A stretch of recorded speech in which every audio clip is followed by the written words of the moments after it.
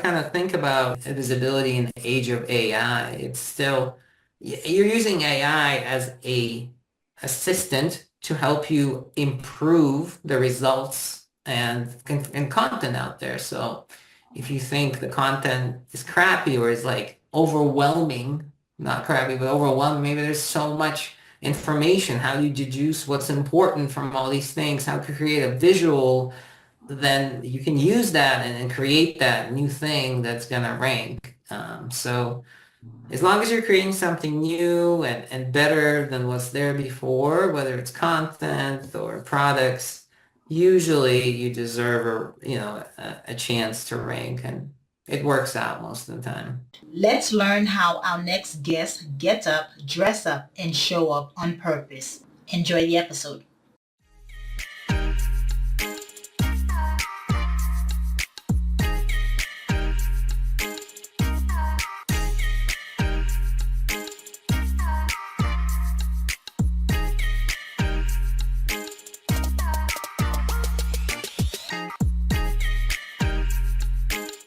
Hello, morning enthusiasts. Welcome to the Best Morning Routine Ever podcast. I am your host, Dr. Lunid, and today I am elated to have a phenomenal guest to the show, Dmitry Dragilev.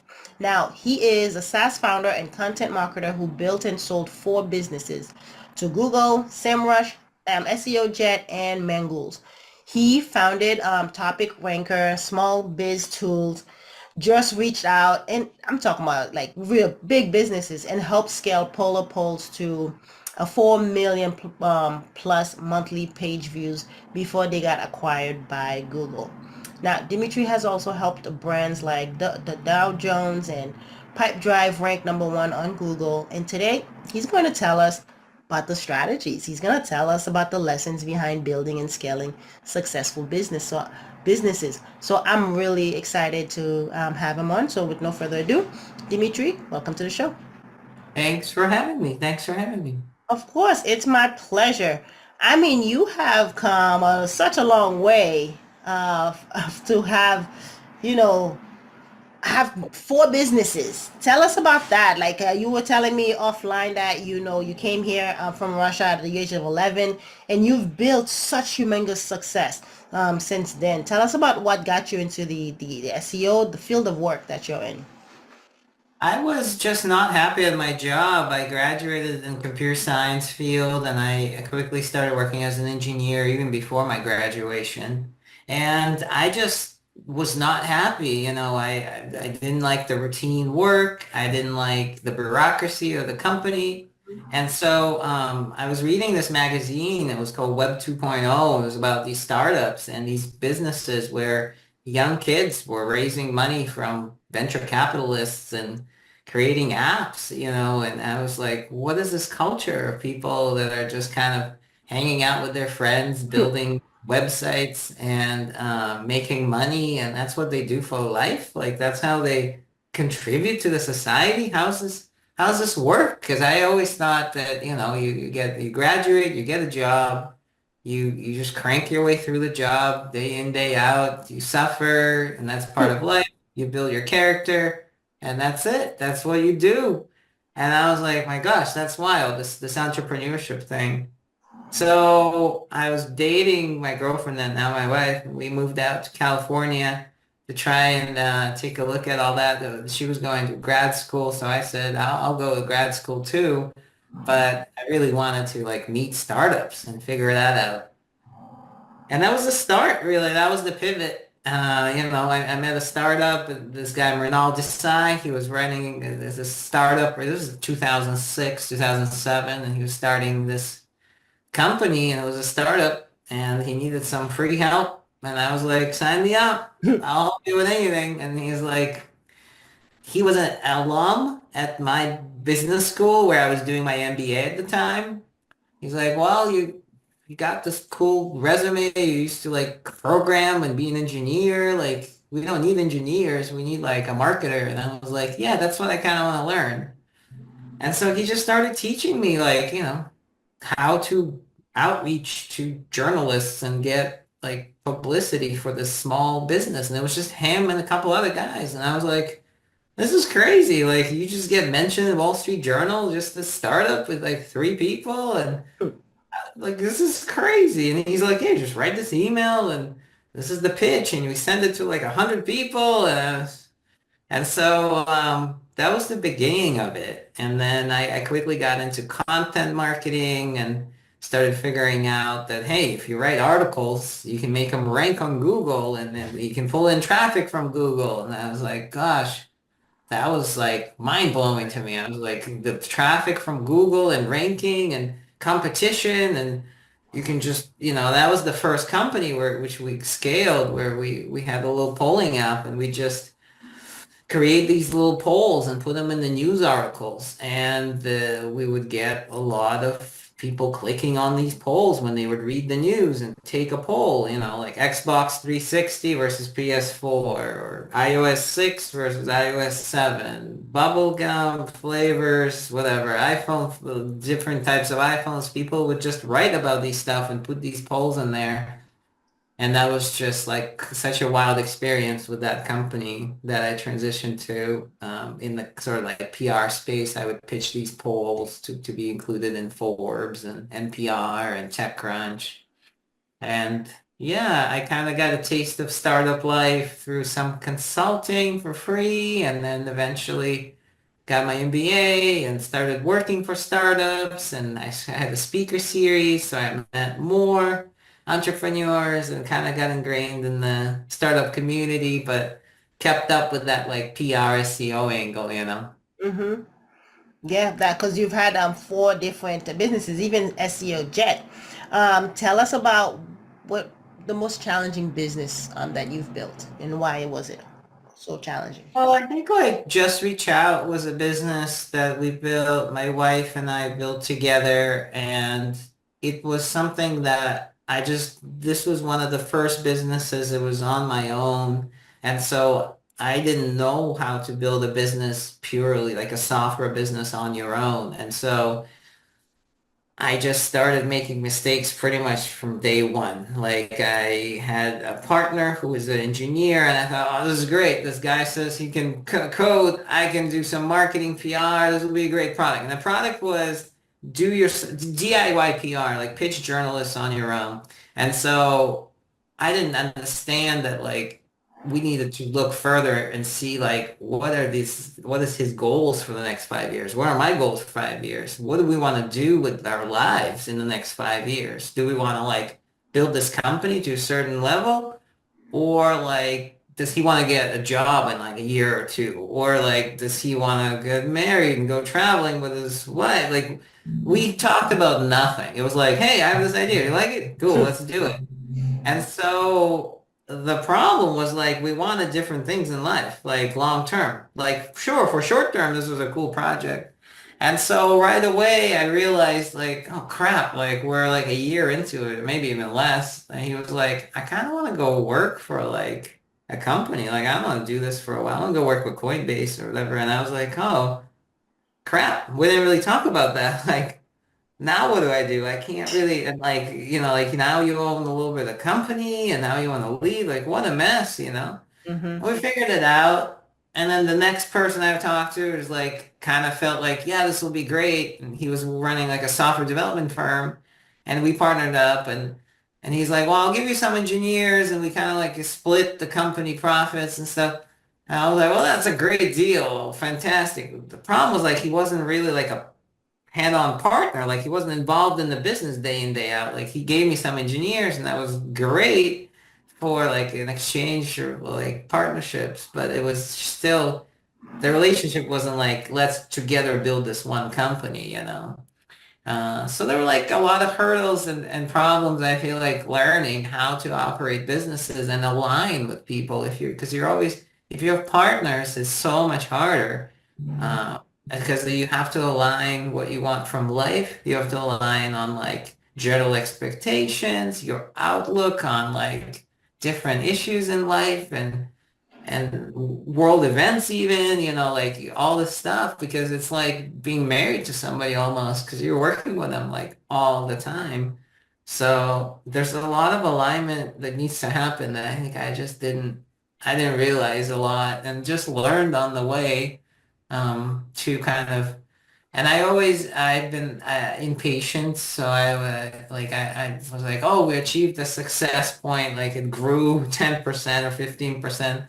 I was always like, let's just sell the business. It's great. Like it's on the uptick. I would be like, and eventually you just realize like, no, you just hold on to the business. Like the business grows and you keep investing more effort into it. And then eventually it becomes really, profitable and worthwhile.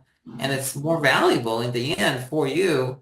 But I was always trigger happy trying to figure out like what's next, like maybe selling it, maybe like partnering it with somebody. So lots of like mistakes that I went through in that business. I think it was the hardest. The ones after that were a little easier. So Just Reach Out was the platform for PR outreach, and it was sold SEO Jet. They bought it, and then it was resold to these to guys who were from Slack. They were founded like on the initial team at Slack when Slack was starting out, and they left, and now they kind of became a little investors group, and they bought the company, and now they operate it and run it, and it's very successful, even more successful now than it was under me. But yeah, I still chat with them.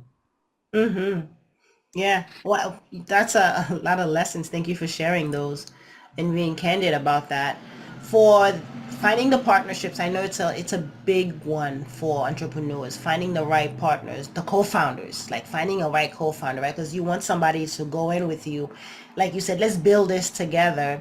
But a lot of times they don't have buy-in, like you do. Like you said, they have different goals, they have different agenda. And so one thing you mentioned is having that conversation, like what's your goal for the next 3 5 years.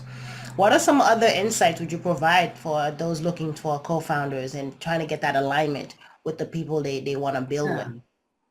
So I actually just went through this because I'm starting a new company called Bookkeeply, and it's a company that helps accountants and bookkeepers categorize transactions automatically. And so my partner and I, we've known each other for a long time, maybe 6 years or 7 years. And so, um, you know, we know each other as friends, and we were both in a professional like mastermind group. And when we sat down, I sort of knew how he operates and that he has these other two businesses. But we sat down and, we asked like, what do you want to do? What do I want to do? It's like, for the next 5 years, I want to build this thing, right? Okay, for 5 years, all right. And then from there, we kind of dive deeper and be like, well, what do you want to be doing day in, day out when you work with me? Like, what are you going to be your functions and your responsibility? What are you really good at that you can like say this is under my umbrella? Like you can definitely contribute, but this is under my umbrella. For me, it was more marketing, right? So I like content, PR, like reaching out. Like these are like my things. Like for him, it's like building product, right? So when we sat down and we kind of grabbed onto those like strong suits, it sort of made sense. Like, oh, okay, so you can focus on building that product. And so then we talked about like, okay, since you're going to be managing that, but you also have these other companies that you have, right? What is going to be your time split on on this business versus these other things, right? And then what is your time split between your family, your friends, and your loved ones, your other two businesses, and this, right? How are you going to manage this? And how we're going to align constantly, by weekly calls, bi-weekly calls. And so we just worked with that. We said, all right, well, we're going to have weekly calls, right? And we're each going to, a third of our time or something will contribute to this company. And, we're both busy, but if we contribute this much, we're like, okay, and to develop it is going to cost this much, right? How are we going to split the investment, right? Are we going to invest half and half? And then once we kind of go through all those things, the next thing is like, what kind of company are we going to form? And that's really going to dictate how you're going to run the company, right? So you form a C Corp, thinking that, hey, C Corps get acquired after 5 years, you pay no federal taxes on C Corp sale. So if you take C Corp and you hold it for 5 years and you sell it after 5 years, you pay no federal taxes with the small business qualified stock deduction. And so the big winning ticket for forming a C Corp is for 5 years, you're paying double taxation. The company itself has to pay a tax on its profit, and then you as the founder has to pay tax on your dividends after the company itself pays the profit. So there's a profit, the company pays taxes on it, whatever is left over you can distribute to you and your partner, and then you have to pay taxes on it as well. So that's almost, it is double taxation. And the winning ticket is like you've been doing this for 5 years. In the end, you sell the company and you pay no taxes on that sale. So that's the idea behind C Corp. So that aligns with your thinking like, okay, well, we're going to do this thing, this long, grueling 5 years. In the end, we want to like sell it. Who would we sell it to? So you have to align with your partner around all these things. If you're not going to do a C Corp, all right, well, what are you going to do? LLC. LLC is more of like a regular business where it's like you're just in it for the eternity. It's just this business that's going to be this business is going to earn money. You guys are going to take money out. You're never going to sell it. It's just going to be between you and a few other people.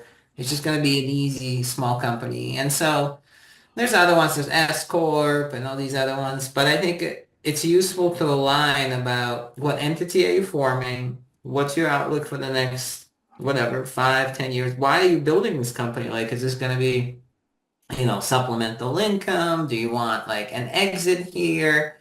What are you trying to achieve with it?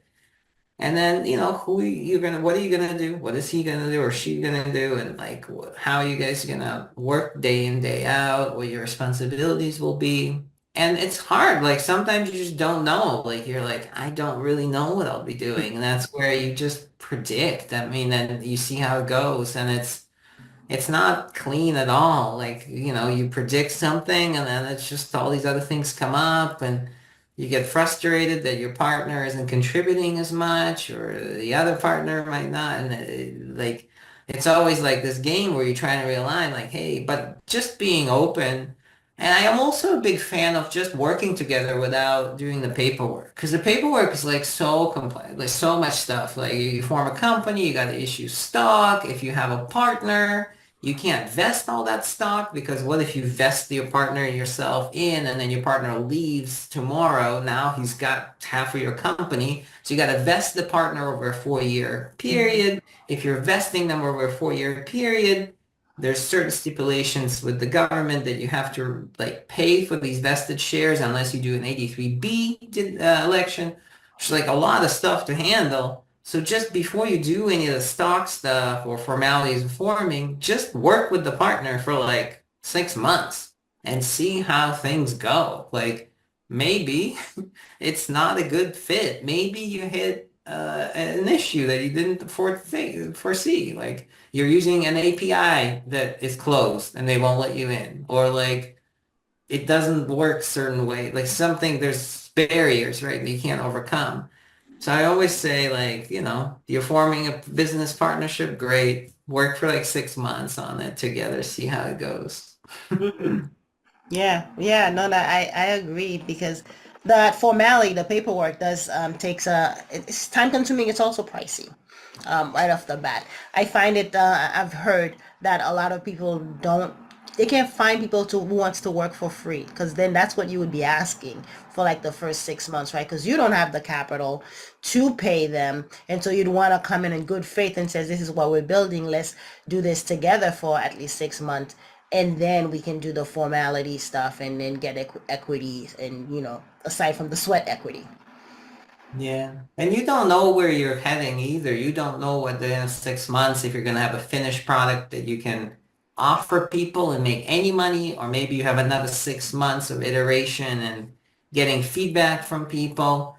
So aligning some of those expectations and seeing like, when are we going to earn money with this thing? Like in 6 months, let's just think. How much money can we earn in this first year? How much money can we earn in the next year? Let's update our forecast just knowing where you're headed And at the end of every quarter, just sitting down and be like, okay, well, we got a quarter of the product done. Like maybe by the next end of the quarter, we'll get the second half, like whatever done, and then we'll ship on quarter three, and then gather feedback, and maybe we'll earn like $3,000 by the end of the year in the quarter four. Like, okay, let's make that forecast and let's see if we can march to that. And then what does the next year look like so that you're just aligned, like, and you can expect, and you're like, okay, well, if that's the forecast, well, gosh, I'm going to have a second job and like really like supplement this. So that'll impact how much I contribute to this, but I still want to, but like I got to have this other job to feel fulfilled so that things don't just come up and they're kind of like we're just working on something together and it'll be great whenever it's launched. It's like the expectation is very like up in the air. So then like I'm thinking like next month and it's actually like end of the year. And it's like I'm thinking we're going to start earning money in 4 months and it's actually not this year at all. It's next year. It's like you're like, oh man, like this sucks. You really get disappointed or something like that. Yeah, that is the startup world though. That is the startup entrepreneur world. There's a lot of uncertainty and a lot of unknowns. And that's what drives a lot of people. Like they thrive on that in that space. And for some others, it scares them away. So Yeah. for you personally, I know you're a serial entrepreneur and you've been super successful in all the startups that you've had. How do you prioritize SEO, PR, and content marketing in early stage startup? So I'm like a lifestyle entrepreneur more or less versus like your generic mainstream entrepreneurs who are just working 24/7, the culture of 80 hours a week. Like I gravitate completely to the other end. I work 25 hours a week, spend the rest of it with my loved ones, my family and friends. And so as a result, I start these businesses as lifestyle apps and services and software products, and I sell them to people, and I run it as a lifestyle business. So I do think with SEO and PR, it used to be, and it still is, the cornerstone of sort of discovery, all right, on the web. There's been a lot of talk about AI replacing Google results, and a lot of people are speaking about, people are switching completely to AI LLM platforms, and ChatGPT made a big splash, and then DeepSeek came out, and Perplexity, and Bard, and Gemini, and like all these things are just like making waves. And at the end of the day, most of these things, right, they're just an easy way to discover information. They're just crawling the web. They're just learning things from the web, from authoritative websites. And so in order to get your brand seen, your visibility, and this is something with Mangles, we created a visibility tracker. So it's called AI Search Grader. But really what it does, you punch in a term or you punch in your brand's name and a term, and it'll tell you how visible you are on ChatGPT. What it does is just scans all these different prompts related to your brand, and it says, hey, here's the visibility for your brand across all these different prompts. Like say it was best morning routine, so it's like best business podcasts, right? And you put in best morning routine podcast. And you can see on ChatGPT if your podcast is showing up across like 15 or 20 different related prompts to that main keyword that I said. And so where's that pulling from? It's pulling from different sources like authoritative websites and publications where you've been mentioned before, or somebody's linked to you, or somebody's promoted you, because that's how LLMs sort of base their answers a lot, is like on other sources. So where can you get featured? Where can you get a link from? Which community? So I think it's as important as ever been to find communities where your people hang out. And so that's really important to have that and be able to know how to outreach to these communities, whether it's a newsletter, a meetup, or maybe it's a publication or a podcast. These are all the different avenues, maybe social media following, a Reddit thread, a YouTube channel. where your people hang out. Because if you get mentioned, ChatGPT, OpenAI is just crawling everything all the time. And with Search GPT, it's a little bit cleaner output, so you see like the actual results a little cleaner. You can see who's ranking a little better. With ChatGPT is a little bit tougher to see, but in general, I think PR is really important now and more than ever to Mm-hmm. front up on ChatGPT to be able to show up there. You need to get mentioned in these publications, and so it's an important part. And SEO also, if you're ranking in the top spots, just next time on ChatGPT, just if you get an answer, you say, how did you find out this answer? How did you come up with this answer? What are the sources you use for this answer? And ChatGPT will just show you, like right there, what are the sources it's using for that answer. So you can tell, oh, okay, so it used these 7 websites to come up with this answer. And you can even say on scale of 0 to 100, 100 most important, 0 least important. How important is it to be featured on these sources in order to front up for this prompt on ChatGPT? And I'll tell you, take it with a grain of salt, but still, it gives you an idea of what you should be doing PR-wise to show up on these AI platforms.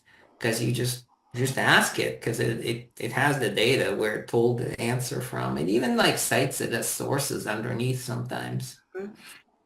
And that's the difference too, with PR. It used to be newspaper, like as was you when you started out, right? It's reaching out to these newspapers to get featured in Times newspaper, but now it's more digital.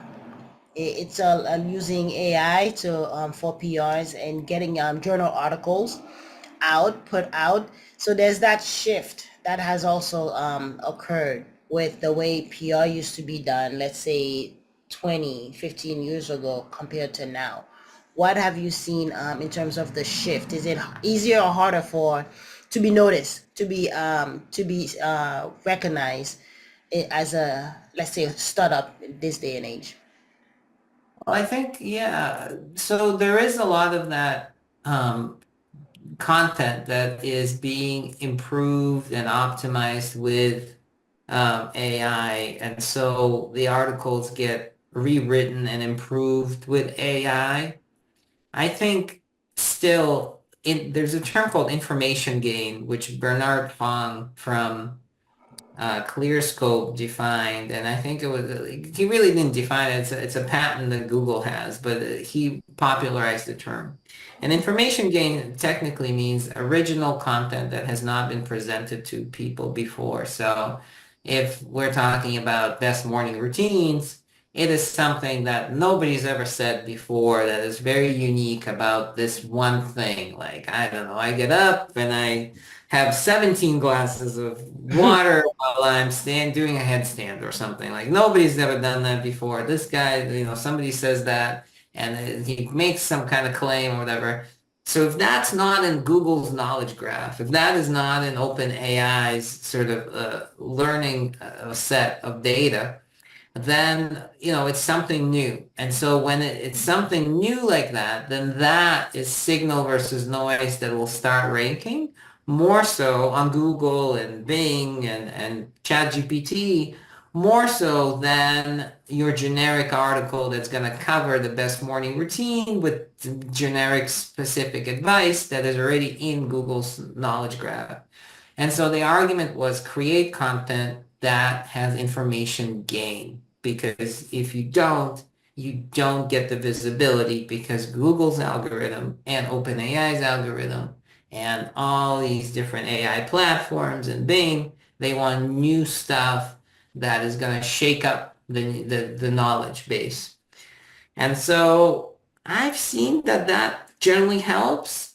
I know that the format of the content also helps a lot in ranking. So for example, if the top 5 articles on Google are listicles for best tools for monitoring your sleep and waking up or something, and they're just listicles, well, if you create a definitive comparison between all these 5 listicles and list customer reviews on each tool and see and compare the customer ratings and the pricing and do a sort of breakdown of all that, even if you use ChatGPT to do it, it's useful and something brand new that's not out there.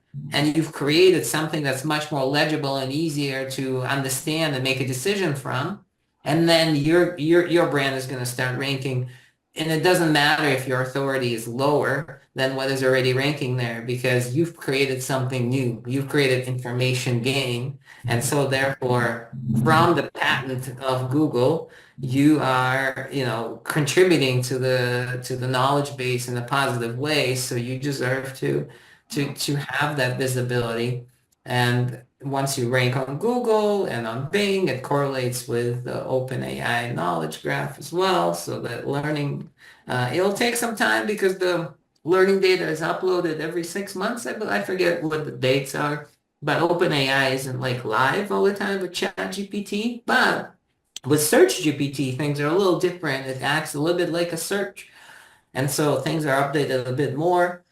Of course, on Google and Bing, you'll see yourself fronted up a little higher.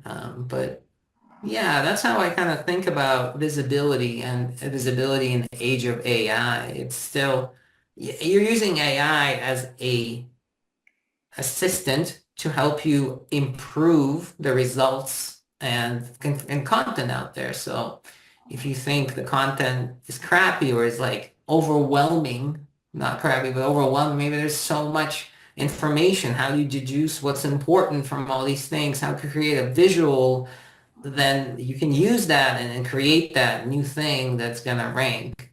So as long as you're creating something new and better than what's there before, whether it's content or products, usually you deserve a chance to rank, and it works out most of the time. Yeah.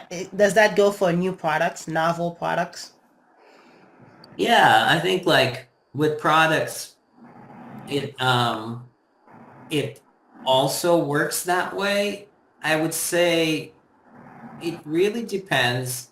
The content works that way better than products. So new products have to have links, visibility, reviews from customers. So like products are associated with reviews. And so whether it's a software product or like e-commerce product, if there's no reviews behind this product, it's not going to be fronted up a lot. And if the reviews are very negative also. So OpenAI, I mean, they're scanning Reddit, Capterra, G2, Trustpilot, like all these different review websites to see if that product is there. And then it bases things, and then it's authoritative websites that are mentioning the product, right? And so if you're trying to get the product seen as like the best tools for monitoring your heart rate, right? Then it's like, oh gosh, you really need to get like 100 reviews on Amazon or whatever, like on another website. Then that's the game basically you're playing. You're trying to get a bunch of authoritative websites mentioning it, trying to get those reviews on that platform for your product. Mm-hmm.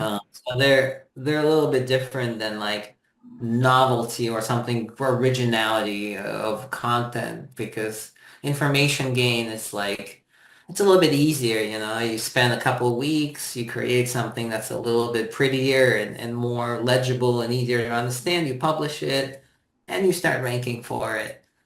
With a product, you spend 6 months building it, you invest thousands of dollars, you launch, and then you get feedback. And it's like, you also get feedback as you build it too. But once you launch, you really start getting even more feedback, and then you revise it and improve it until it's really good. So it's a much slower sort of Mm-hmm.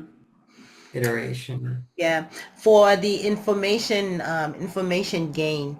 Now I know you've scaled polar polls up to 40 million plus monthly page views. Was that one of the tactic? Yeah, we so at the time, Polar Polls was just a little polling app. You just like put in two images in it, and then you just create a question on top. Starbucks, Dunkin' Donuts? Which one do you like? Xbox or PS4 or whatever it is. And so when we came up with the app, we were like, what do we do? Like people kind of create these polls, but they kind of don't, right? And so the idea for me was, well, there's all these articles that are like just like trending, right? And people come and read the article and they never leave comments, they just kind of leave, but they get a lot of hits, like you see a lot of views on them. If you put this poll on there, I bet a lot of people would vote on that question and it would stay on the article longer. So I started reaching out to journalists. I'm like, hey, you wrote this article about like Tim Cook leaving Apple. Like, want to put in this poll I created? Like, is he gonna leave or not? And they're like, why would I do that? And I'm like, people would stay on the page longer. And so eventually people caught on. They're like, oh, okay. So they would create 6, 7, 10 polls at a time, and it'd be one after the other. And the time on site went up, and so they're like, yes. And so then NPR reached out to us, and MLB and NBA, and we started getting like all the Hertz publications and Forbes, and things just went kind of wild because they would like improve time on site. People would see more ads. That was the name again with like doing the banner ads back then, right? Because people were still, this was not the age of like paid subscriptions for newspapers or online publications. So they made money from ads, little that they made, but they still did make some. So the tactic was a new format for the news interaction, basically. So it was like I read 3, 4 paragraphs and then I engage with like a cool poll, right? And so the idea was like we present this new way to kind of digest information and make it fun. And so it was like political news and sports news and culture, and it worked well. I wouldn't say like it wasn't like information gain. It was like completely something new, but it was something that was novel in terms of like improving the experience. And the rankings really, the traffic, those 40 million page views, it was our actual polls being taken. We counted that as a page view. So anytime somebody voted yes or no on the poll, we'd say that's a page view for us. So we're basically quote unquote taking traffic from these publications, like New York Times, Wall Street Journal, and Forbes that have millions of people reading them and taking a little sliver of them and seeing our polls, in these publications. But yeah, it worked out really well because, you'd open up your analytics, you'd see, millions of people taking your polls, and you'd be like, my God, that is wild. We never were able to figure out, from what I remember, how to monetize it because we tried. We did all sorts of different things, but yeah, Google bought it because I think the thinking was they used to have this thing called Google Plus, and they were gonna integrate it into that at that time. I don't know, never happened, or maybe it did, but Google Plus was shut down. So Yeah. Very nice. Yeah, that's different. I didn't know that. So let's talk about your morning routine. How do you get up, dress up, and show up?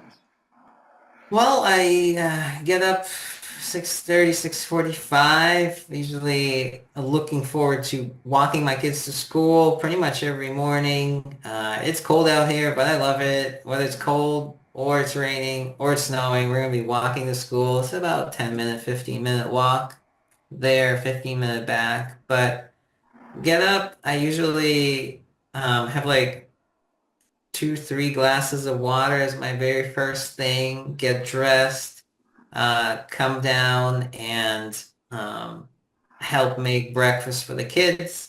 And then they can help them like pack lunches. Once that's done, get dressed. My son usually leaves first, then my daughter, and I'll walk with them to school with one of them. Uh, Chat with some parents on the way in, chat with some parents on the way back, come back.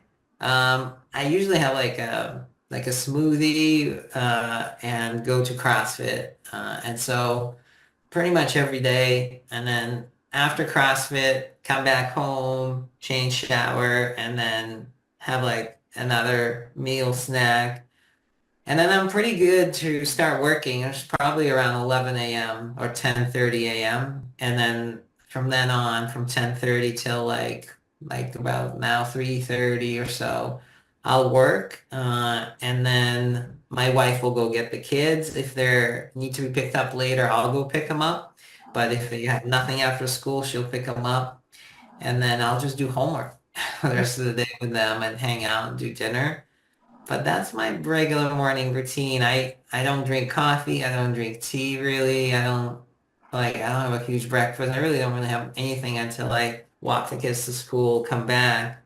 But that's pretty usual for me. Even if I'm like traveling or doing something else or on vacation, still get up around 7, still have a shake or like a smoothie, green smoothie before CrossFit every morning. It just wakes me up. CrossFit kind of like, um, It's a yeah. jolt. It's a jolt. I do CrossFit too. I do a 5 a.m. class. Uh, Ooh, wow, you're hardcore. I do yeah. like 9. I'm like, 5 a.m. I like the crusher, like they'll crush it all. When they do the groups, like 5 a.m. just crushes everybody because they Yeah. just show up 5 a.m. When we have a competition or something, or just do the open.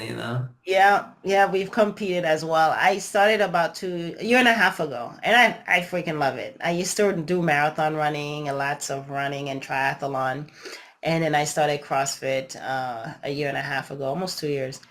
And I haven't looked back since. Just love everything about it. But it wakes you up, and like the amount of weight I can lift, if I tell you, you'll be like, no way. But then that's CrossFit, that's what happens. You just get strong.